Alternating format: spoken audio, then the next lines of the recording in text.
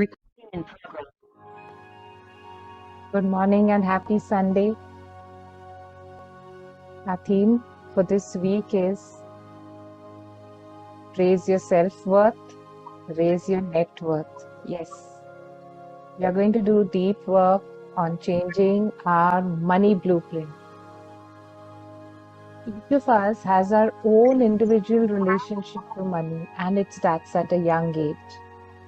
At that time, we pick up a financial blueprint that affects us in unique ways.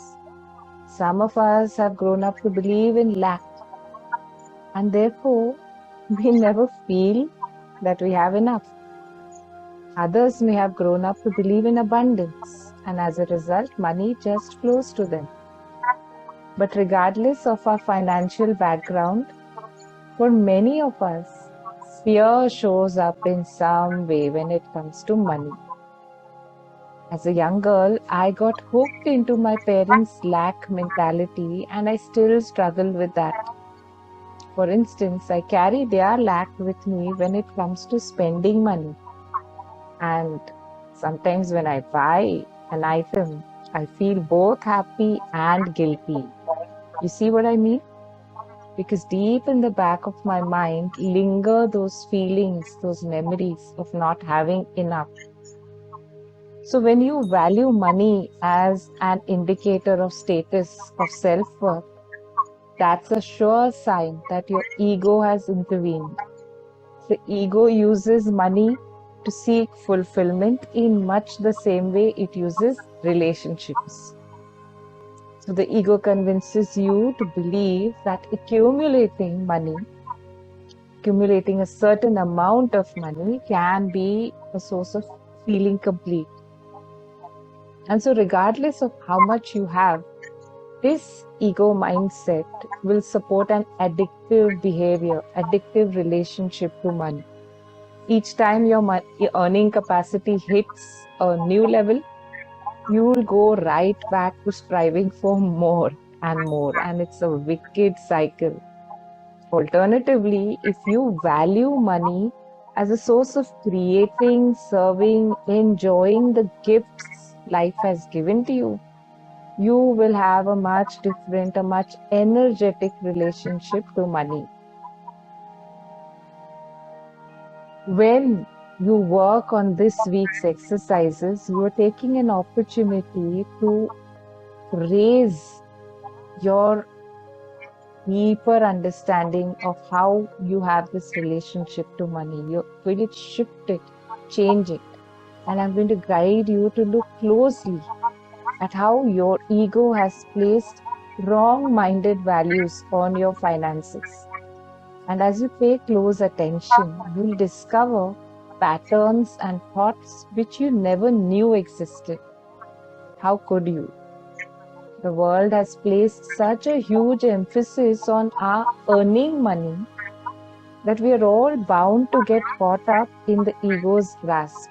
Now is your time to get out. Get honest with yourself and identify whether one or more of these ego's tricks has blocked your financial freedom. So the first one is the ego has a lack mentality. And in tough economic times, the ego will bring up thoughts like, I can't possibly get a raise or a better job in a recession, or I'll never have enough money, or I can never afford that. The ego has a million ways to fuel what is already sitting in you, your lack mentality. Another way, the ego may make you believe that passion has no purpose when it comes to making money. So the ego mentality will convince you that for making money, you have to be practical. Have you heard that one before? So the ego convinces you can't have it both ways when it comes to earning. You can either do what you love and not make money, or you can make money. Another way is ego has a get mentality rather than a give mentality. And so when you're ego minded with money, you believe When I get more, I am happy. And your peace and salvation has a rupee or a whatever dollar equivalent. Giving becomes an afterthought because getting is the primary function. And yet another pattern is, and the ego creating addictive patterns when it comes to money. So I've witnessed people struggling with money addiction, gambling addiction, debt addiction. In many ways, we become powerless when it comes to money, and this affects every area of our life. Another way is when the ego says to us, money is power. So the power that ego gives to money is seriously damaging to us. It's a sure sign that we have aligned with the ego when money becomes a source of safety, security, happiness, and peace. So money in essence is then replacing love.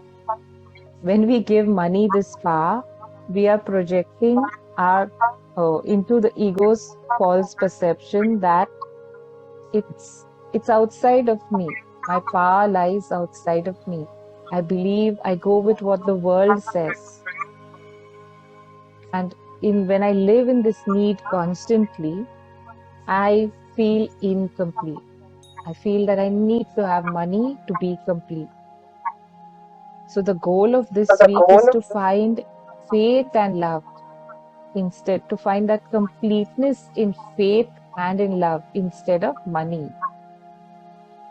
And have you seen yourself being separate from others because money is your status symbol? And many times we equate the wealthy as being happy people because the ego thrives on separation. It uses money to disconnect you from others. If you have money, the ego makes you feel you're special. And if you don't, it makes you feel less special. The ego is also uncreative when it comes to money. It convinces us to think in linear, limited ways.